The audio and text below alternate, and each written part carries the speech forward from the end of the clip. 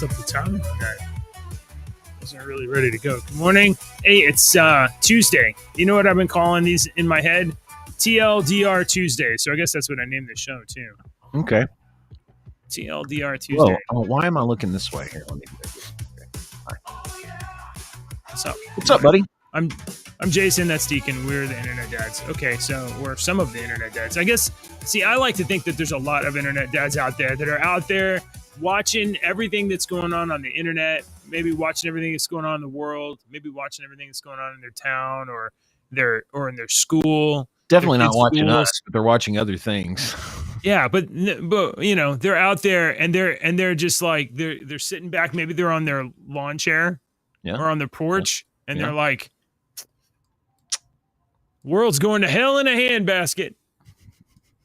But they have Deacon's really good at sayings, like at colloquialisms. So he's probably got a better colloquialism than that. That's a good one. That's a good one. I always like that one. I use that one because I heard that one, the going to hell in a handbasket. Mm-hmm. Everything was fine when I was coming up, but now these kids today, they're pushing people in front of subways and acting wild. But honestly, we do sound like the old people. Because honestly, I posted this on Facebook the other day. Let me open up my Facebook page so I can read it, so I don't get it wrong. But I've posted this the other day, and I pissed off a bunch of people. I posted, where's that? Raiders of the Lost Ark was made in 1981, and it was set in 1936. If Raiders were made today in 2025, the setting would be 1980. Oh man! So, and I know that's a big joke. No way. Hold on. Yep. Is that right? 46, 56, 66, 76 plus 5 81. Is 81. And then 80, 90, 2000, 2010, 2020, 2025. It's 45 years. You're gonna get me on this is where my philosophical brain goes. Okay, so we as a kid watched that crap, and we were like, "Oh, 1936. That was so long ago." You're right. So everything was different. In that movie, we're like, look how antique everything is, and they don't have this, and they don't have this, and this doesn't work. That's today, dude. I gotta get this. We honestly lived in 1936, and the kids are living in 1981 now. What are you doing? 81 minus 36. It's 45 years. 40. You're right. You're right. It's just math. It's too early in the morning. It's too early in the morning. You know, yeah. Well, I was walking, we were out at dinner the other night with our friend, and I don't know why it came up. We were just walking around. There's this place across the streets over where Exxon or Chevron has a little colony area, and it's a really nice area. We were walking around there after watching a movie. We watched The Amateur, which is a solid like 7 and totally forgettable movie. But after the movie, we were walking around is it new? Yeah, it's a new movie. Yeah, it's actually I know what you're talking about. Yeah, it's got Rami Malek in it, and it turns out it's a damn remake. I was like, oh, what's this new movie, The Amateur? I've never heard of this before. No, it's totally a remake. If you go to IMDb and search for The Amateur, you'll find one made in 1981, and it is the exact same movie, except this one has got the CIA analyst Rami Malek is a hacker, like, white hat, does computer stuff, whereas in the old one, I smell something.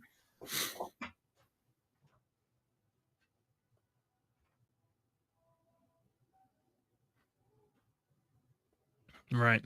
So I watched The Amateur the other night, and how did we get into, somehow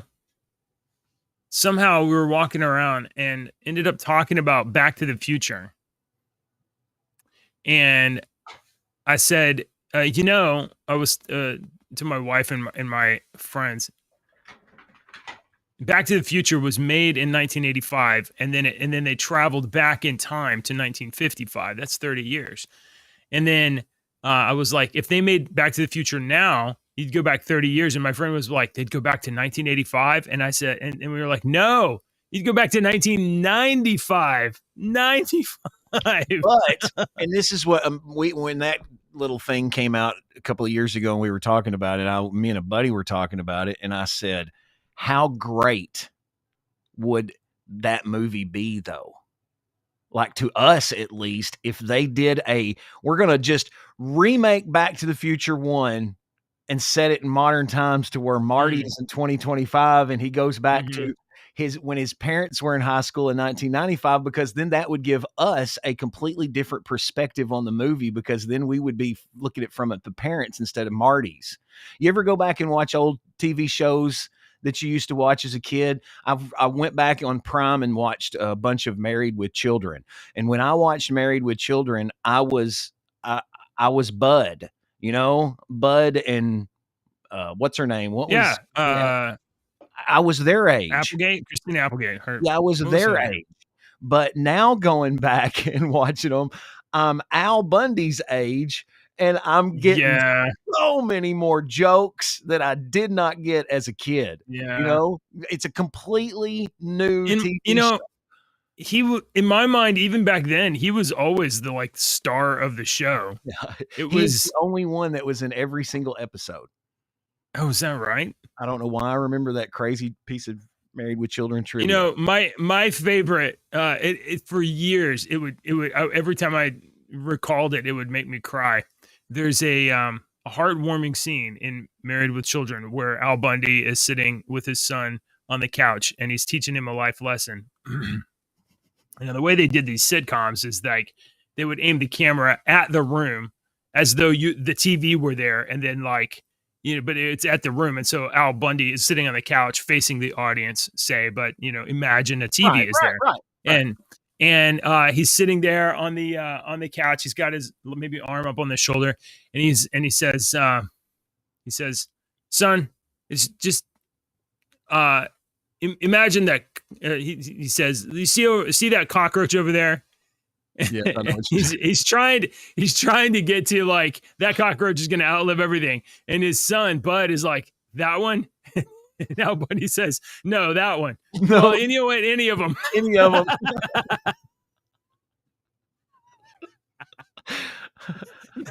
that line, that little scene, 2 years. I would just, anytime me and my brother would just be talking about something, we talk about Married with Children, and we do the cockroach scene. You see that cockroach over there? That one? No, that one. Or that one. Or any of those. He was always the star of the show.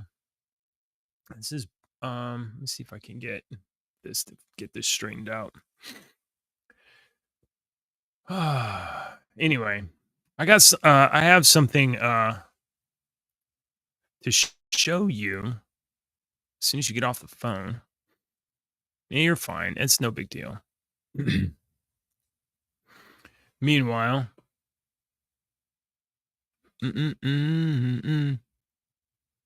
yeah. No, use a getter.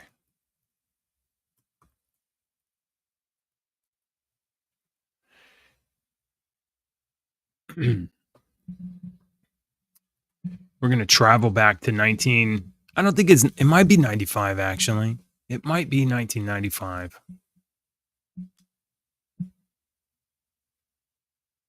30 years ago. 33 years ago, actually. There was a comic book that came out.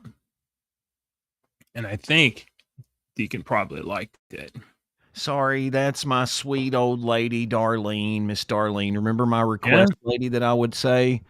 This lady started, quick update, lady started calling me about 6 or 8 months ago. Her husband of 50, 60 years had recently passed. She's having a really tough time. She would request the same song over and over again every day, and I would play it for her because she said her husband used to listen to me and loved me and thought I was a good DJ and would brag about me, but she didn't even talk to me. So I take care of her with music, and it's really helped her. And she calls me every single day.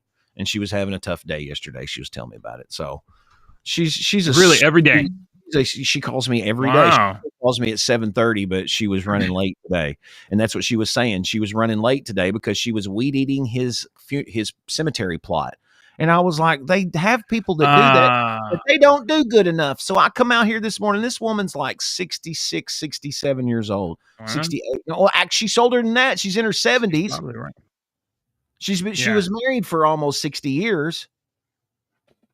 So she's. Do you ever think about what comes next for you? Are you going to have a burial plot, or are you going to have are you going to get cremated, or what? I don't want to be put in the ground inside all that kind of crap. If you're going to put me in the ground, I always told my brother, I was like, go down to Teresa's Lumber and get some particle board and build a box.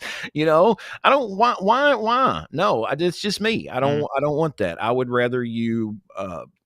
I'm not sure you've considered all your options. I want to be cremated, but there's so many different things that you can do with the ashes of people now. I read years and years and years ago that this woman who was dying of cancer was going to this new thing that they could do with ashes, where they take your ashes and they make fake diamond looking gems out of your ashes. Yeah, sure. Yeah. She made two to give to her daughters to wear at, but what they do now is they will take a record and press vinyl of a song and scatter your ashes on the record before they press it and do that. So the record has your ashes on it. And I've told my brother, I was like, that would be cool, to have because I'm a big Pink Floyd fan. I got Pink Floyd all over my leg here. I don't think anybody's ever seen my leg, but I got Pink Floyd stuff all over my leg. Yeah. And I thought, man, that would be cool to have Wish You Were Here. And you could take the record and listen to Wish You Were Here, and I'm in the record. That would be cool. Well, there's lots of different. Okay.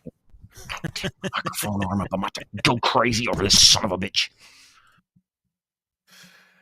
That's all right. Let's see. I'm looking for there's a lot of different things you could do.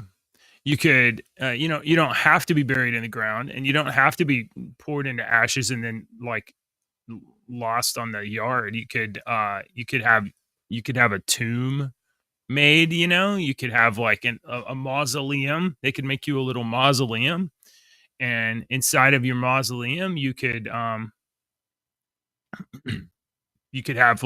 music playing all the time, and you could even set it up so that you're doing your own sound breaks, where people come to your mausoleum and they have to listen to your music, and then you do commercial breaks while they're standing in there. That's something that you could do. I'm looking for let's see, man, every time I get a gag ready, Deacon has got to answer the phones and do his job.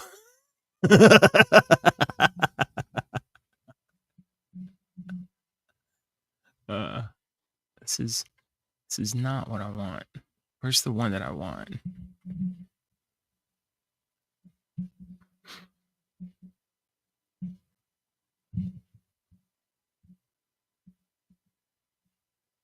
That's not it.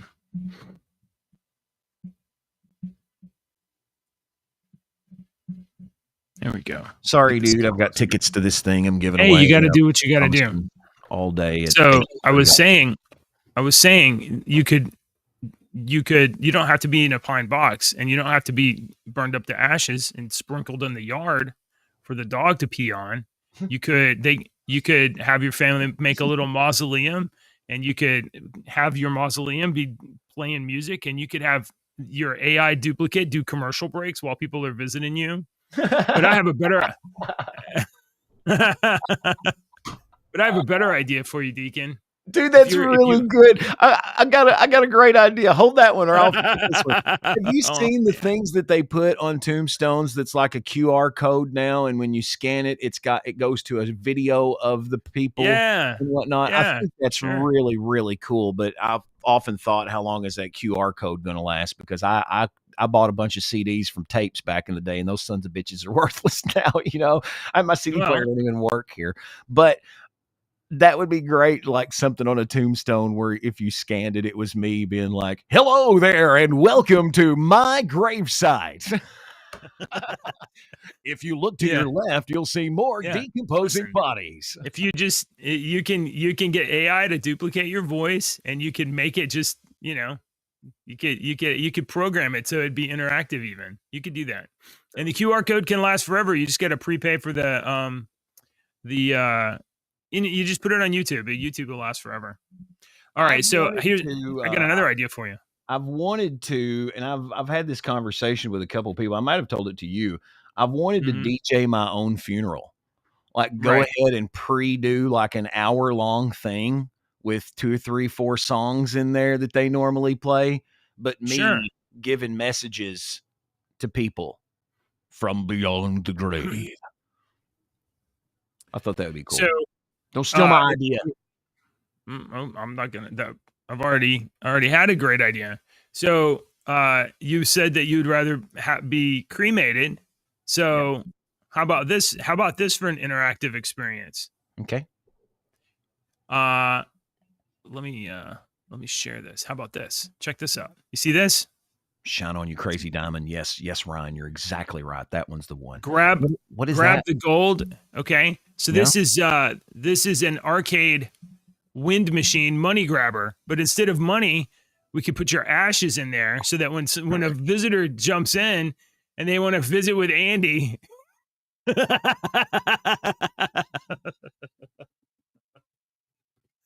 blow it all over them, and they'll really get to bond with you, is what I'm saying. There's a song by Willie Nelson that's called "Roll Me Up and Smoke Me When I Die." Yeah. Okay. Yeah. I'm just imagining people getting in there and the dust going around everywhere, and you start coughing and inhaling it. Oh, yeah. That's a short story, and then all of a sudden you turn into Andy. Yeah. Andy wouldn't let me talk when he was alive, and now he won't let me breathe.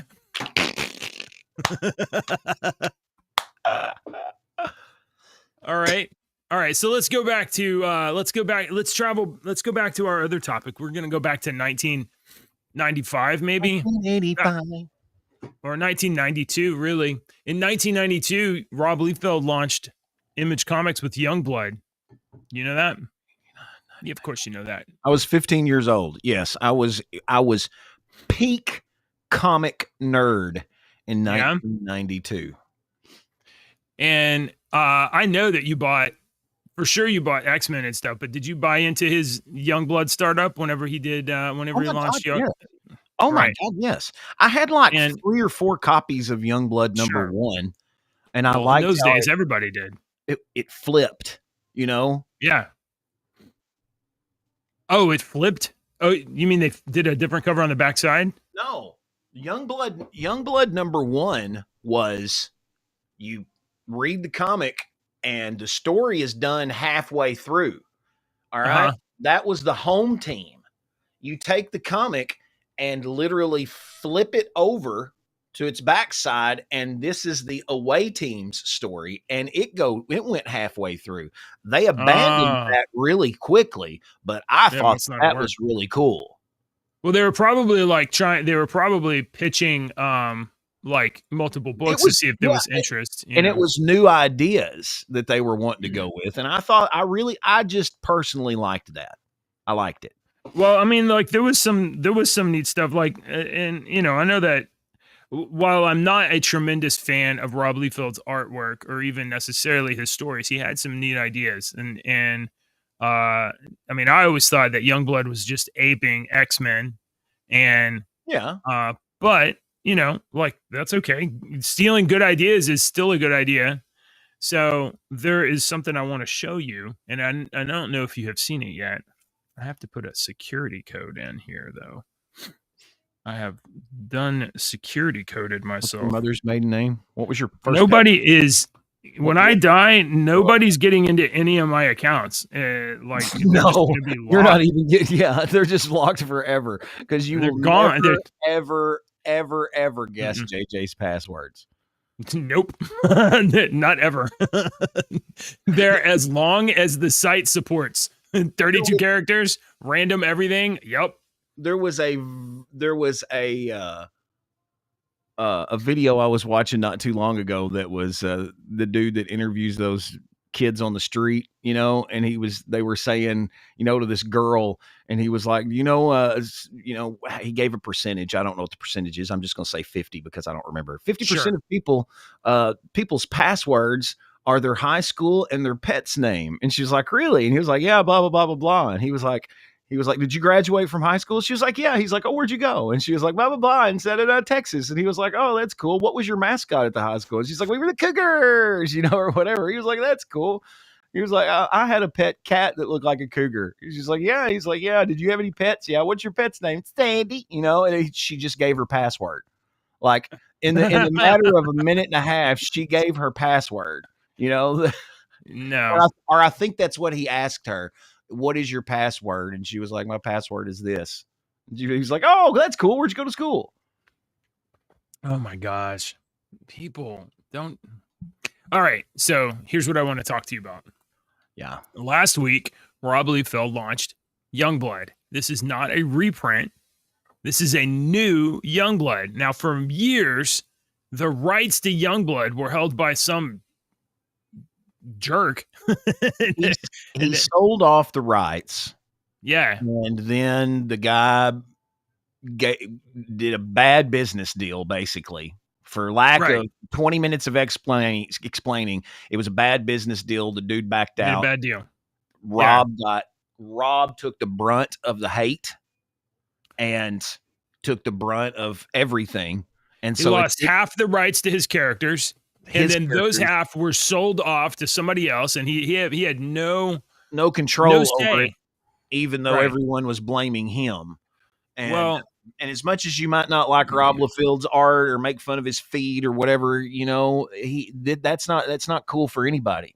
I am a big proponent of these artists getting what they deserve, and I know you are too, because I just told somebody, it wasn't that long ago, we was talking about Stan Lee. And somebody said, oh, Stan Lee, blah, blah, blah. I was like, you know nothing about Stan Lee if you think that he was a good guy.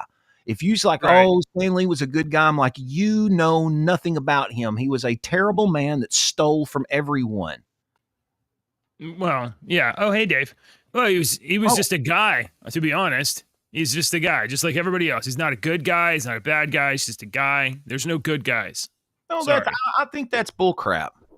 No, there's no good guys. No, I don't believe that. You can believe that all you want. There are good people and there are evil people in this world. And I'm not saying that good people don't make stupid choices and bad choices, because we're all emotional people. But I do believe in good and evil, and there's just evil in this world. But there's definitely evil. I'm not saying there's not evil. I'm saying there's not good. There's no good people. Tim, a good person just joined our chat. Yeah, you ask him if he's good. Yeah, no, not as good as I should be. All right, good is comparative.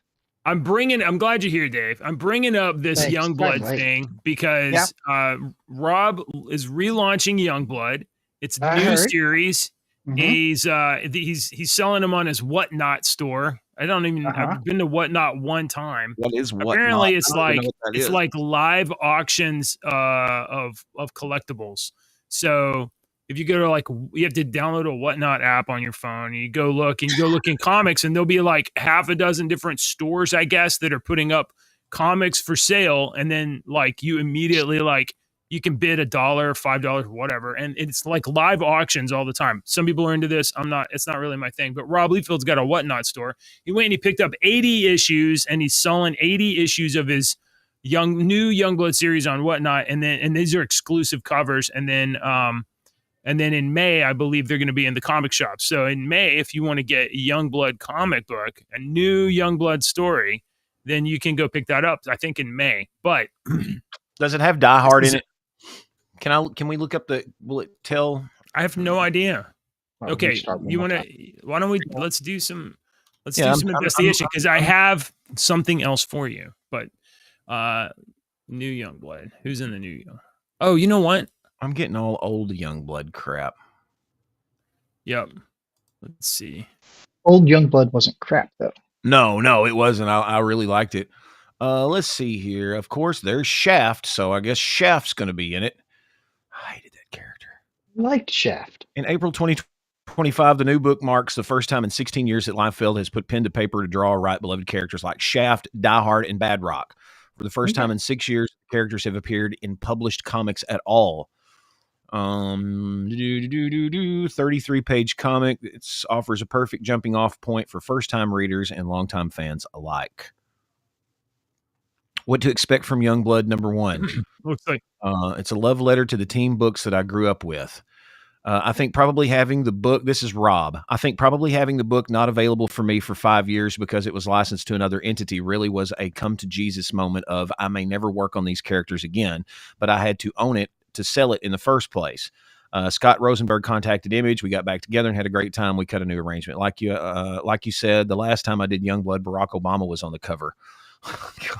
Maybe that's why I stopped reading Youngblood. Oh, now I remember why I stopped reading Youngblood. So he says it's a love letter to the team books that I grew up with, like the Avengers, the Titans, the Justice League, Fantastic Four. Those books don't exist anymore, but let me tell you something. I miss them. There's a different dynamic. They don't approach these books in the same way.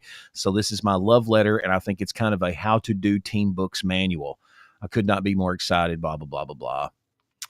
That's awesome because I always, as a storyteller, character creator, I always liked the teams. My favorite one that I remember as a kid that I always loved was the Predator team. All right. Look at the characters from Predator. You had Dutch, who was the team leader, all around badass. Yeah. All right. You had Billy, the Indian. He could sense stuff that no one else could sense. All right. Right. You had Mac. Aware.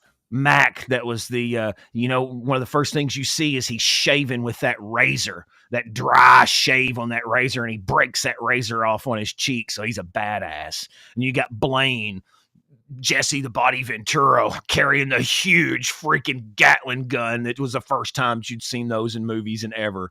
That was just a great team. And then you had the inclusion of the girl.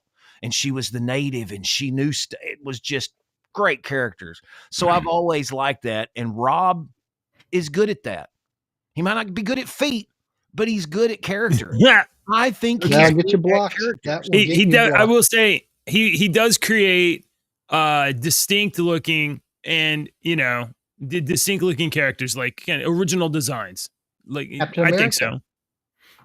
He didn't create Captain America. What are you talking about? No. He created a distinct design for Captain America. Giant boobs, sure.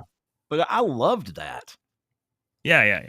All right, now here, Deacon, are you ready to pay attention for 90 seconds? Because I have something to show you, sir. Okay. Thank you. And in advance, you're welcome. Over here. Gotta turn my screen off. Oh my god! I messed it up. What did you do? This is terrible. I know. I want my 90 seconds back. Hang on. This is a fan submission to Rob Liefeld. Here you go. Zip rat. I can't see anything now. It's black. Well, that's really a Dave problem because Shaft and the recon team have been neutralized by Cybernet. He's the only one that survived. Initiate Operation Youngblood.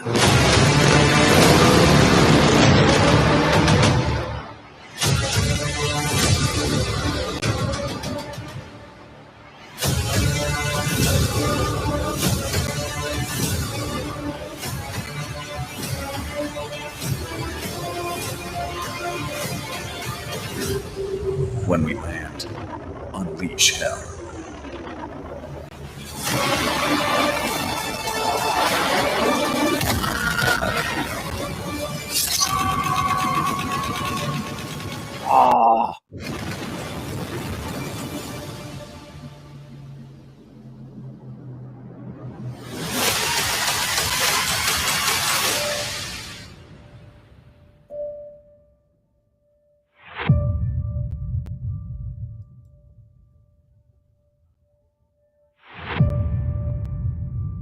dude.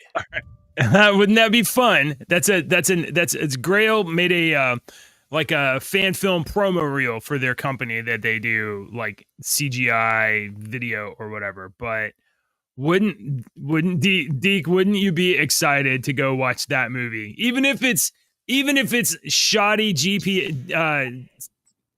shoddy AI video.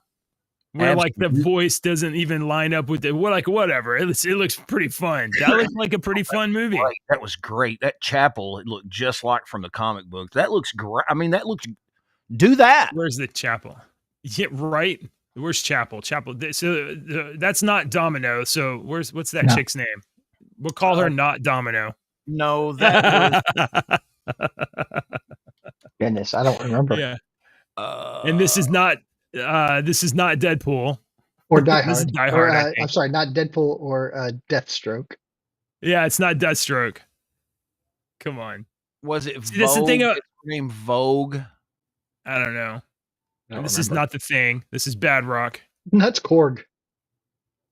Korg meets Thanos. And then the only thing I can say about this little, and then there's any other fucking time. Google. The only thing I can say about this video is like they made it just too dark. They were going for like modern action, like, you know, cinematic, and they made it so dark you can't see anything. This needs to be very bright and vivid and daylight. The darkness is hiding some of the AI. Yeah, that's what I think. I'm fine with. They're using the silhouettes to hide the, you know, problems. But that's okay. It was still a cool idea. Mm-hmm. Yeah, you're right. That's not Deathstroke. So, I mean, I always think that's been maybe a valid criticism of Rob, where he's like, yeah, his new character is kind of an old character with a different coat of paint. Kind of. Like Shaft is essentially Hawkeye, right? Isn't he? Ooh. I'm about Shatterstar thing. Shaft is essentially Shatterstar. You think so? Okay. An arrow. Yeah, with a bow. Right. And arrow. Okay. That makes sense. Yeah. No. In fact, the look of it is because I'm pretty sure that he. But I'm going to sit here and defend him. Okay. Great. Some of our greatest ideas have came from other things that sparked that new idea. So, you know, even if these characters are very similar to other characters, you know, they might be, well, you know, that there was a Z-list character that we that we found out in the 1960s that we had never heard of, had the exact same powers as Magneto. But, you know, they just changed it. You know what I'm saying? Yeah. Everything is, there's nothing new under the sun. It's the backstory for the character. It's the story for the character that makes the character great, not necessarily the powers, because there have been some really powerful. Or necessarily even the design, because, like, look here, this is a pretty Rob Liefeld type thing to do, even though he had no input on that. But, like, there's Bad Rock with, like, a bunch of ammunition rounds strapped all over his body. Go ahead and reach behind your back and pull out a round. Oh, he's not gonna be able to do that. He can't. But that's that. Yes, he can. Oh, you're getting to stupid semantics now. We're talking about. Of course, JJ's going to be like, he can't move his arm in a 45-degree position. No, I mean, Deadpool. When Rob Liefeld created Deadpool, it took 2 more writers before Deadpool really became Deadpool. That's true. He was not a snarky, funny, break the wall, fourth wall type of character until the third or fourth writer? I don't remember the guy's name. His second appearance, he was snarky. He didn't really make. He wasn't. His second appearance. He wasn't. But he wasn't in that Deadpool of the day. He was more like, I'm a total badass killer, and I'm coming into like clean house or whatever. So I mean, he was originally conceived as like a super diehard like action hero, and then it was later when like humor and whimsy was injected into this character. So. Look, I think it's clear that Rob Liefeld absolutely has earned a place in the Mount Rushmore of comics. That's true. It's who would go on the Mount Rushmore? You only get 4 picks. Who's going on there? Who goes on the Mount Rushmore of comics? Any one of you people say Stan Lee, I'm going to come off across here and punch you in the face. I mean, he was influential. Stanley you was. Can't deny that. You can't deny his influence. That he was influential, but let's say who goes on your Mount Rushmore of comics? I'm going to put Todd McFarlane. Reasonable choice, even though he go on mine. I'm probably going to put Stan Lee, even though he's going to have his issues. I'm probably going to put Bob Kane. Bob Kane, you want to talk about a crook? There's a crook. Dude, you said who's going. Do you know of any? Sure, yeah. We're talking about the individuals that are on Rushmore, right? You're right. Yeah. Every one of them have some sketchy things going on. So I'm going to put Rob on there because he really helped save comic books in the early 90s. He really did. His Levi commercial. He was marketable. Did more. Yes. His Levi commercial did more positive for the comic book industry than anyone would have ever guessed. Go back 30, 40 years now and look at it, and man, did that really help out. I'm going to agree with Dave on Todd McFarlane though. And it's not because of his art, which was energetic at the time, but it was because his Todd McFarlane was the mind that ran the business behind Image. You know, all these other guys, they were like real creative and powerful and creative artists or whatever, but they have no business sense. And every one of them was like a complete, flop in some regards. But Todd McFarlane was able to carve out an entirely new. He changed the paradigm of the comic book industry from big two and nobody else matters at all to, well, now there's.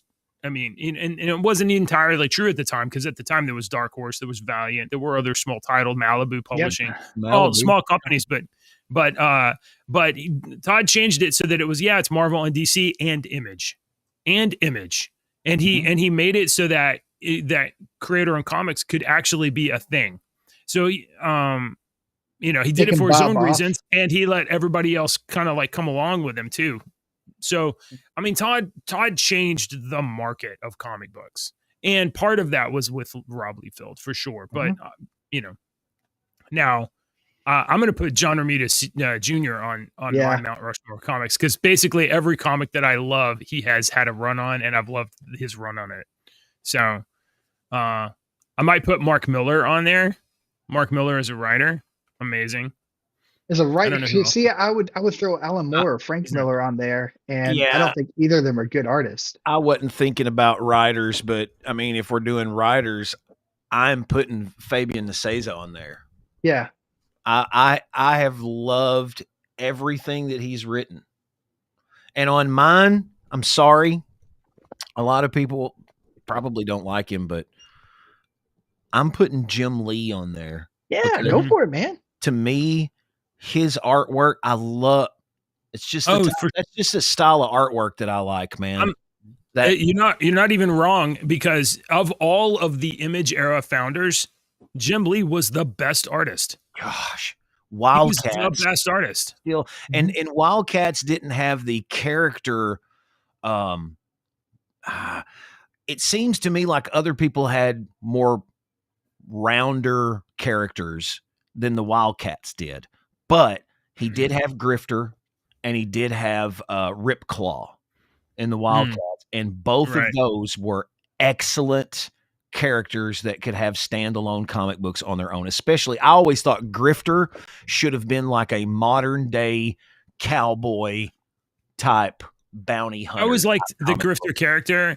I mean, Wildcats #1 is a book that I distinctly remember, and I think had a lot of really cool setup from the hobo that turns out to be a billionaire dwarf like, why are you in an alley? That was a cool setup, but the better run of Wildcats was a few years later with a different artist. But it was a really cool. That was one of the better books in my opinion. The Wildcats, at least in terms of a team conceit. So yeah, I mean Jim Lee for sure has earned a place in in comic book history, and I don't know that he's another one of these guys that doesn't really necessarily have business sense, doesn't know how to make good business decisions, except for the fact that he sold Wildstorm Studios to DC and got to be the president of DC Comics out of it. But during his era, DC Comics has made some bad choices. So I think I know who the last person I'm going to put on my Mount Rushmore. And this is going to be a controversial one. Okay. I'm going to put Joss Whedon on there. I thought about him. Yeah. He's a horrible person from what I hear. But I love his storytelling, his art. And I think he did a lot for comics. If you can't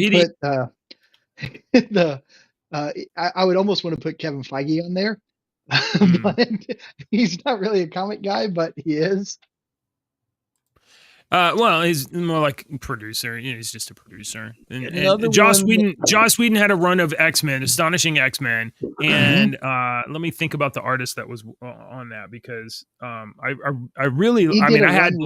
didn't he do a run with Daredevil too? I mean, if he did, I don't know about it. We're missing people I would put Frank Miller. Go. I mentioned Frank Miller and Alan Moore, but I said they're more authors than artists. I do like Alan Moore's art better than I like Frank Miller's art. Brian Michael Bendis. Okay. I love his storytelling. I will agree with you on that. There's definitely been some Brian Michael Bendis stuff that has been really. I think he did Powers. Did you ever read Powers? That was a good. No, he did House of M and Avengers Disassembled and all the Ultimates and whatnot. Right. Eve Ditko. He's got to be in contention. Ditko. Mm-hmm. Ditko was an interesting kind of character because he really was just there for the work.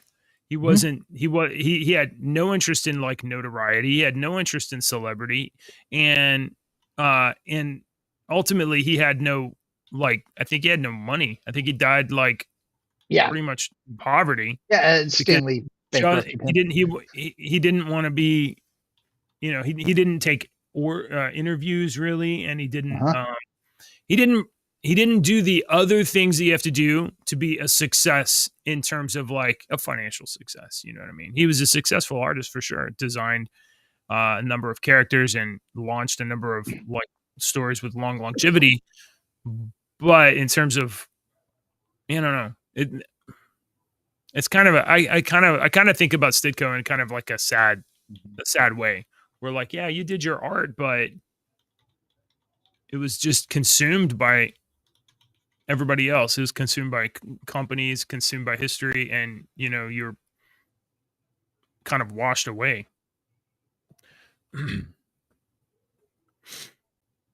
Okay. Well, anyway, I saw that Youngblood trailer last week, and I thought, oh, that's a fun. I saw you posted it. I hadn't watched it. Rail.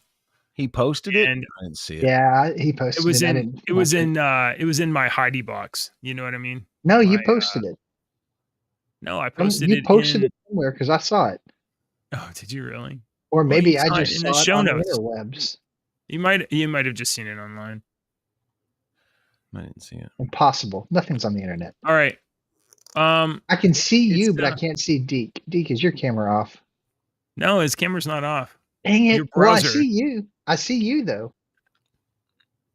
I changed settings in my...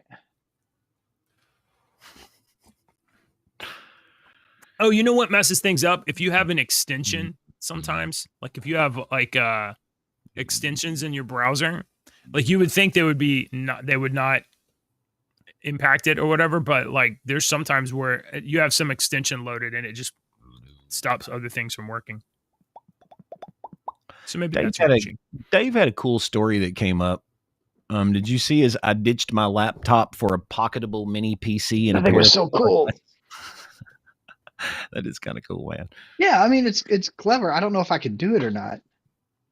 It's basically a pocket-sized PC.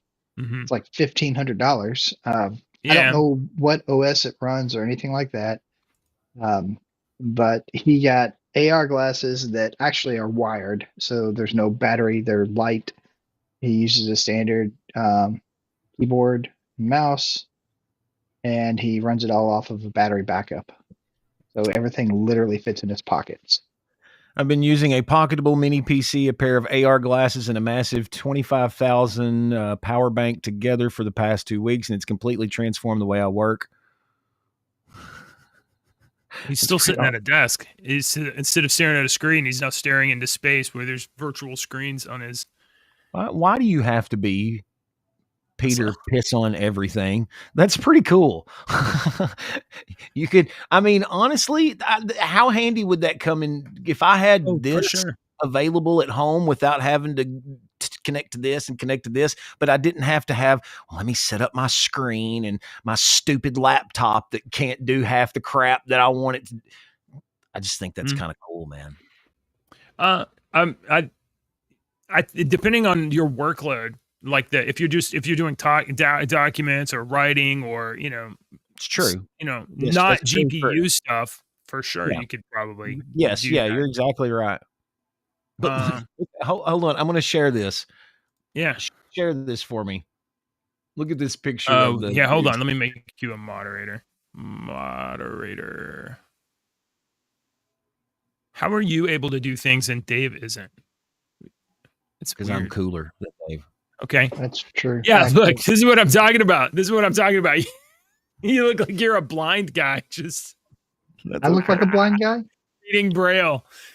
Look. Oh, yeah. This is what I'm talking about. Which, I mean, like, for him, it's probably cool. But for everybody else. I'm going to restart so I can see, because I can't see anything now. And I might be blind. It's kind of cool. He needs to be playing. Look. Okay, first of all, this guy's a psychopath. This is a picture of a psychopath. You can tell why. Right. Why is the guy a psychopath? Mouse. He's got a ball. Got a rollerball mouse. Only psychopaths use rollerball mouse. Yeah, that's true. Oh, I thought that was kind of cool. Dave popped that up. Would you this morning or sometime? Yeah, this morning. And now I just lost my screen again. Thanks, Deke. Well, sorry. So there, I seen ads. I'm gonna have to go in like 2 minutes because I got a conference call. But I've seen ads for a pair of AR glasses called Vitur, Vitur. Yeah. And if I can get past this ad, I might show you guys. I'm probably gonna end up with AR glasses before next year. You're gonna what? I'm going to end up with AR glasses or smart glasses before next year. Look at this. Look, this Vitur, XR glasses, whatever. And I've been using them for the last few weeks. They're display glasses that connect to various devices. They look like regular sunglasses. Or, with a few extra dongles, anything with HDMI support. This includes game consoles, laptops. What are you dongling? They give your device a much bigger monitor while stick your dongle in when bringing a large display with you isn't ideal. I reviewed the original Vitur 1. You can stick your dongle in the dilly-doo. I'm going to tell you what to do with the pros and word toward this angled lens, then directed forward for you to see. So these glasses, they have like a little projector at the top. So that's how they're not giant. They have a little projector and they reflect it off of these like mirrors right in front of where you're and that you can otherwise look through. So pretty neat. And you can use and the best part about them is that they don't look like giant VR goggles. They look like a pair of glasses. I really like the G1s, I think is what they're called. You know what that is. They're pretty fancy because they look like regular glasses. They're not sunglasses. You can get lenses for them, but they have these teleprompter lenses, feature. I think these lenses have electro whatever where it like turns them dark. So you can, they can be clear, and then you can push a button, and it like uses. My dad had those in the 70s. Transitions. Look, if y'all don't wear glasses, but when you start wearing glasses and they try to sell you transitions in your lenses, say no. That's the correct answer is no. Do not do that. There's my glasses. Yeah. I got glasses in here. You do want anti-glare, and you do want scratch. Anti-scratch resistance. Yeah. I pay for those every time. And then I have prisms in my glasses, and the prisms used to cost me $75. I'm sure it's probably going to cost more than that now, but I have special crazy eyes. I got to do a conference call, so we got to do jokes, guys. All right. So this guy walks into a hospital, a very busy hospital, and he says, "Help me, doctor, I'm shrinking." And the very busy doctor says, "Not now, you're just going to have to be a little patient." All right. I've been reading a bunch of books lately, and I've been reading this book on the history of superglue, and so far I can't put it down. That's awesome. My wife and I last night had a date. I'm gonna wait for them to finish. Yeah. I'm waiting for them to finish. Yeah. My wife and I last night we had a date. Tonight we're gonna try figs. Oh, nice. Okay. All right. We might be back tomorrow. I don't know. Why don't you subscribe and find out? Politicians and talking heads lying left and right. You can help us bring facts into the light. Don't let your daughter lose her neck.